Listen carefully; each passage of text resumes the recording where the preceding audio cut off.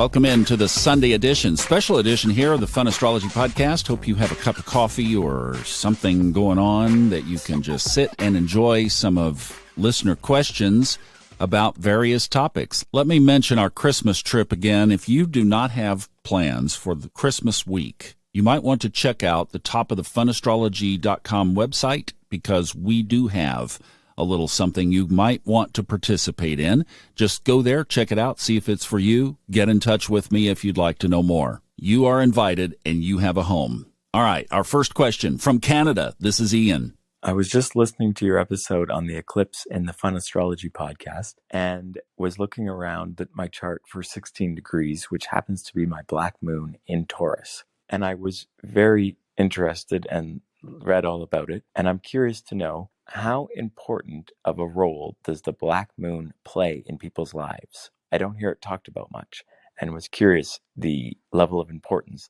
that you and Robert give the black moon. Okay, now he was asking for both Robert. I can speak for Robert on this one. We've talked about it a lot, and neither of us have Lilith on our charts, the black moon. But we can talk about this a little bit. So what is it? First of all, it's like the nodes of the moon. It's a point on your chart indicating the moon at its farthest away from the Earth in its orbit around the Earth. Astronomically, it's called the apogee, the point farthest away.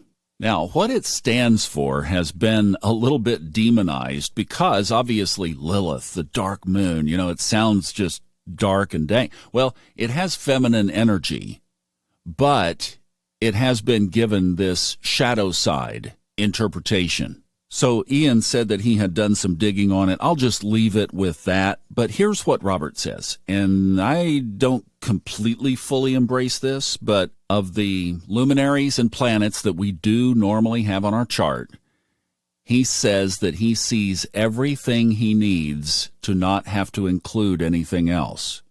And keep in mind, this is a guy that has made his living doing this. So if there was another saw or hammer or screwdriver or tool to put in his toolbox, I've asked him this. I said, if Lilith, I didn't say specifically, but if Lilith gave you an edge, would you use it? Absolutely. But what he would say is, well, the shadow side of Venus can tell you the shadow side of your personality, or the secret side, or the transformational side, the karmic side of Saturn or Pluto would tell you that information. Now, there is one item that I include on my chart, and that's Chiron. And if you've listened to my Subconscious Mind Mastery podcast, you know that there are lots of stories in there about a transformation that really in earnest began at age 50, the Chiron return.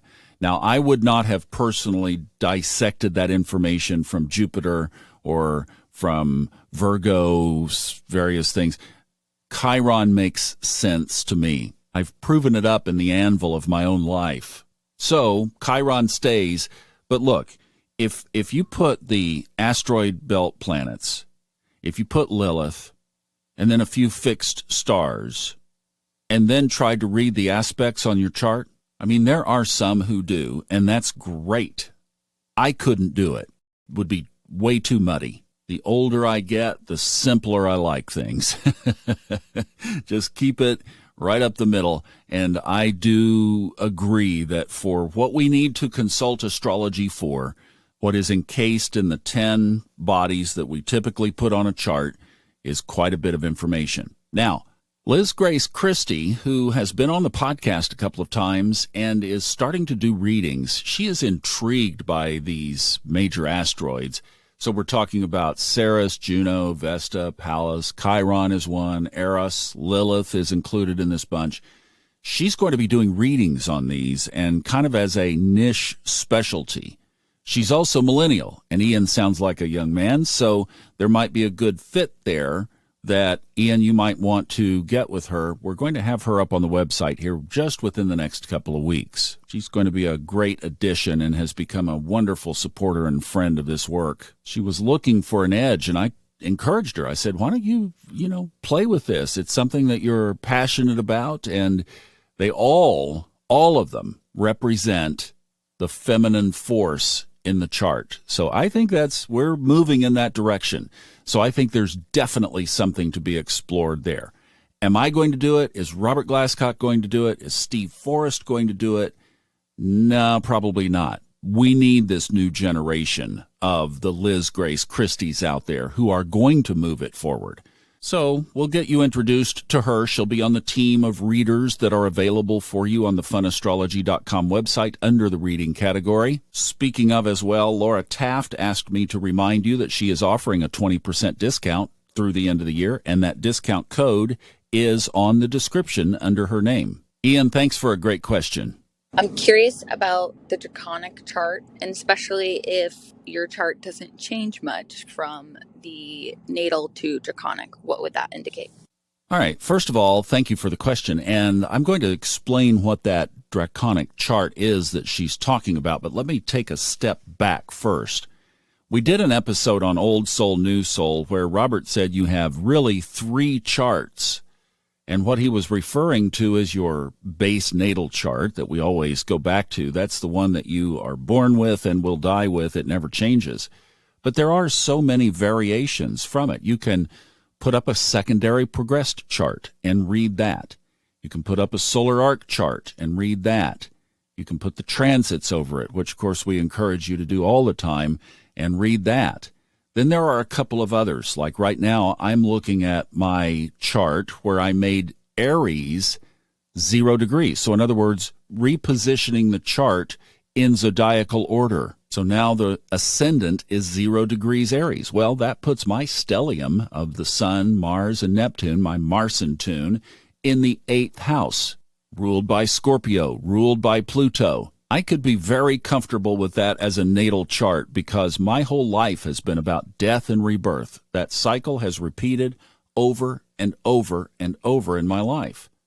I can also change it to another chart that Robert mentioned in that episode of putting the sun on the ascendant.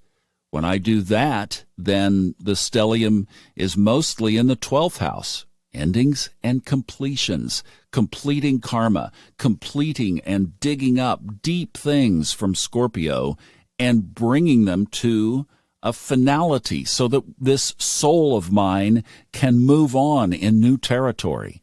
That reads very well.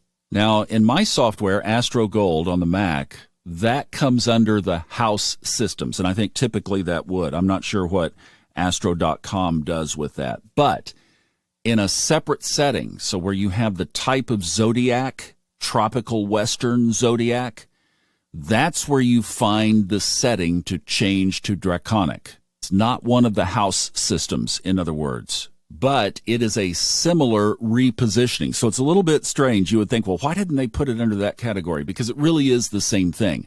What Draconic does is it makes your north node the 0 point of Aries and repositions the chart accordingly. That's all. It's just like the others.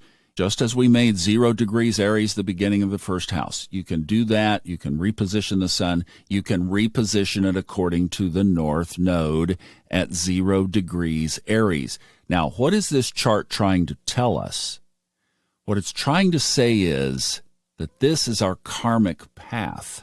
There's the north node as the beginning of the journey, the beginning of the chart.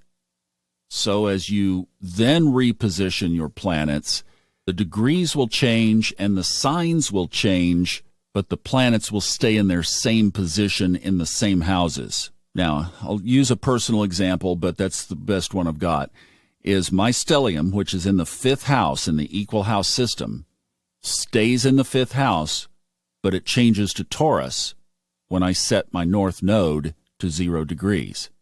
Well, I've always said, whenever you run out of gas with your own natal sign, look over on the other side of the chart. You'll get your answers there.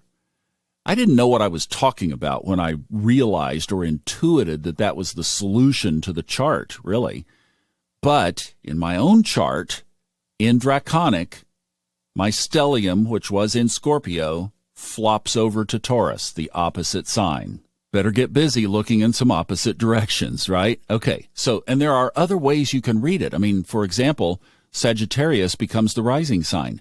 I've never been satisfied with secular work. Now, can I see that in other places in my chart? Yes, easily. But it's just a really good way to look at it through fresh eyes.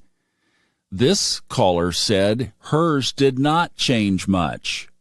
This goes back to anybody who does readings and sits and looks at chart after chart will see that basically some people came to this life to do karmic work, especially where we are right now under Saturn Pluto, coming into this life with this turbocharged force to make these changes. Well, what this is saying is that her natal chart gives her all that she needs. Focus on your natal chart. You've got a wealth of information there.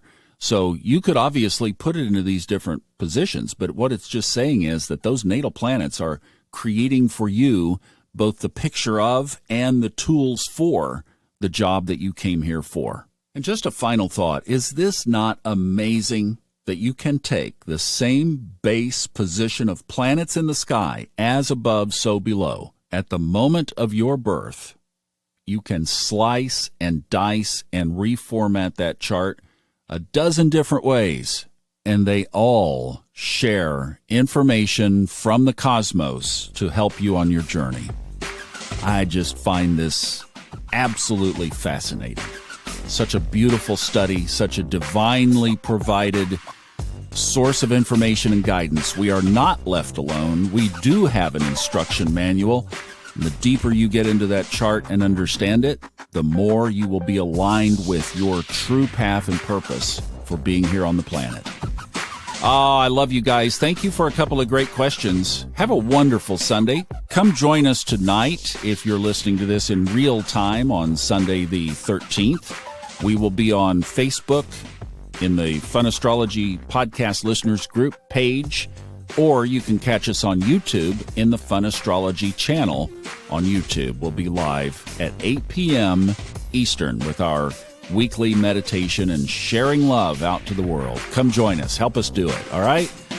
See you back tomorrow. We got a good week ahead of us, as Ray mentioned yesterday.